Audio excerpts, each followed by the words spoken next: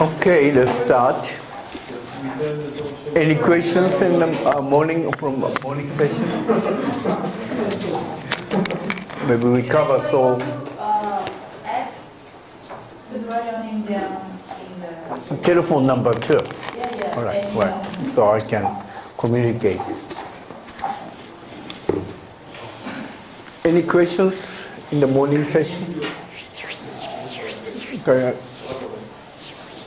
The reason of the fusions group is growing very, very rapidly, is taking over, giving up all the Papa Mama Lawson's operation stores, and they take over and then just do it. So probably they like to grow till 100 stores. Then they have a lot of freedom or power. But stockholders of these fusion groups are determined to go straight, not thinking, the president thinking a lot of things, but concentrating in just taking over all the Papa Mama Lawson stores. So, but he, like 28 years old, he liked to do so many things. They're going to have a fight. Kind of interesting when they're going to have a real fight. Maybe before IPO or after IPO, I don't know.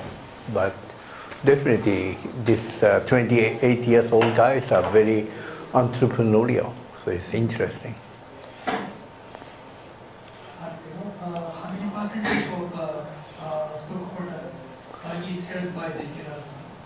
I have no idea. I wanted to ask him a question, but I could not ask a question. I'm going to check Niigata Venture Capital.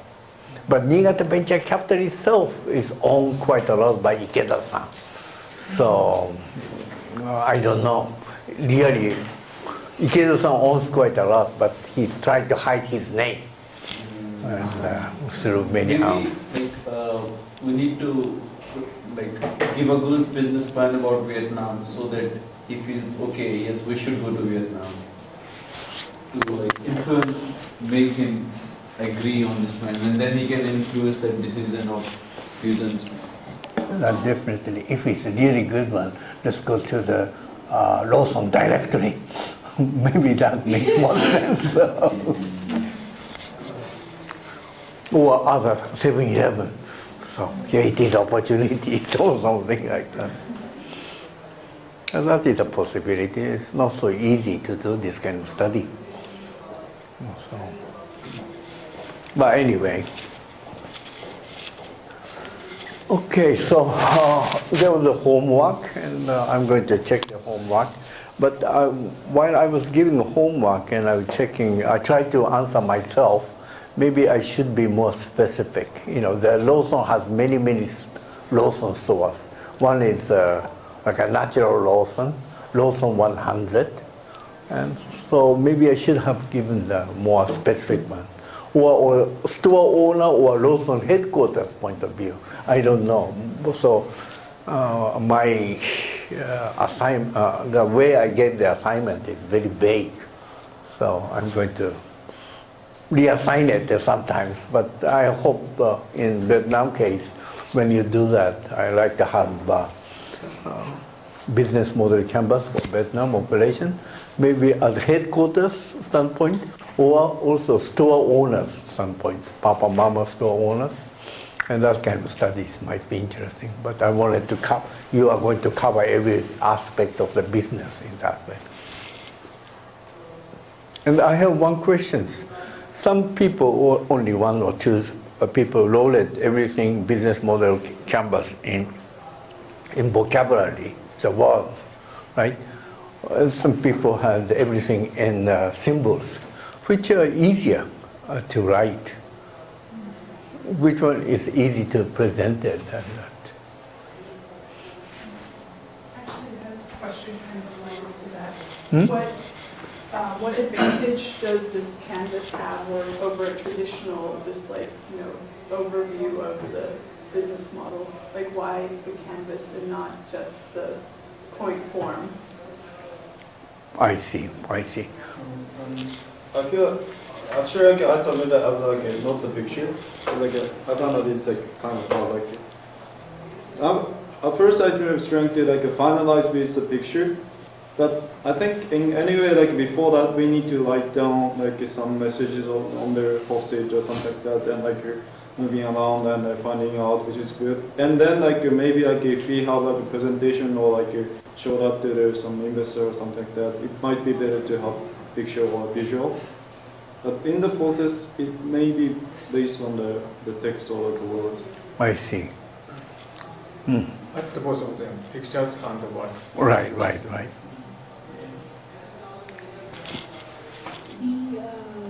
words or phrases into a canvas should be easier to do.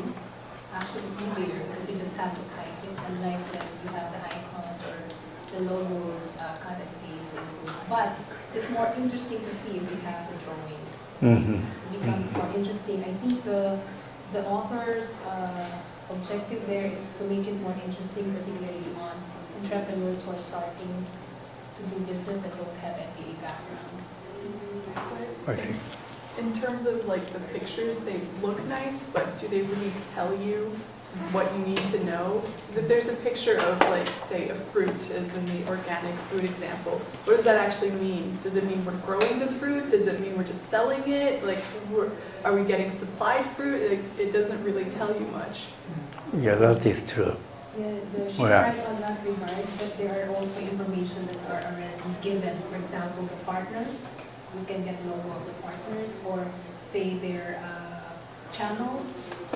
There are established companies that have logos, or even, let's say, the Facebook and Twitter, they are also, but like what you said, if it's the generic, say you say retail, and you just go to the then you have to put the word retail also at the same time. I just want to know why, like, I guess it looks more interesting, but the symbol for Twitter or actually writing Twitter, it doesn't make a difference. Okay. But I think rather than text, visual is good, because if you have text, you might end up writing too much. If you stick to visual, the space is limited, so you will pick the very important points in each part rather than less writing. So that's it. It's like catching your imagination of the business using pictures is very easy. By words, if you try to catch your imagination, it becomes very long, as you said, and it's a very compact way.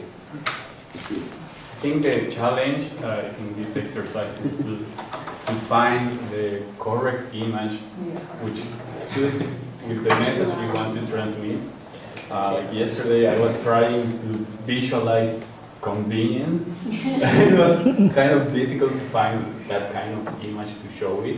Right, but somehow you start getting some images which can represent that, or you can modify some stuff. So then visualizing, there's this term in Japanese factories, mieruka, and so by visual means you grasp things much better, I think, and you can also let your imagination fly. So it's interesting. I have the same way. I start from pictures, so it's easy for me to just go picture to pictures, to pick up the right picture. But this pictures, with Google image, is very, very good. But I like to have like 1,000, maybe elements, and then I can pick up from that. It's possible to describe the business in using 1,000 pictures or something like that. I don't know. I'm trying to challenge this year. Is possible or not? But writing in the business plan, this is a more strategic plan. It's not the business plan, because business plan is a more operational plan. How to use the money, how many people to hire. This is more strategic. And for a strategic plan, maybe this kind of picture is very, very good. I'm not sure I'm not answering your question or not. For me, it's just like, I made it, and it looks nice, but I don't see the difference between this image and putting like value chain and then writing this, you know, the like one word for each, what every picture would be, or like, value proposition, convenience plus some pictures, but if you just have convenience, it's the same thing. But in my opinion, there are so many big definition of the strategy word. So I think within the visualized one can tell more story and some more information, I think. As we study, the strategy have the many big words and take a little time to understand. So I think, as you said, at the first suggestion, we can use this, but depending on course, the opinion. Well, I'm going to check your homework carefully and try to figure out. Okay, so this afternoon I like to cover the attribute map. This is a key part of business model canvas. Value propositions and customer segmentation. How you can go deeper into that. You know, it's, as she said, it's very simple, just putting pictures, but we must, it must come from a lot of thinking behind that. And this is attribute map is one of the tools to go deep into that customer segmentation, market segmentation, and value propositions. So I'm going very, very quickly, and hopefully you can work together in a teamwork later. Okay. This idea is coming from Rita Magras and Ian Macmillan's book, it's Entrepreneurial Mindset. It's a very nice book. I like that. And then this is example of medical center, what they offer or attribute. So they have many, many things. Big TV in a waiting room. I don't know, that is really important or not. Well, it depends on the people. Medical test equipment and facility, physician with a special certificate, appointment call center, electric medical records, and convenience store waiting display board, restaurant, service bed, children's playroom, ATM machine. And then, probably, you can put like this, hottest new growth medical center. This is Cambodia. So Cambodia is very important, a big TB waiting room, and medical test equipment, and a physician with specialty certificate. And this kind of thing is not that important.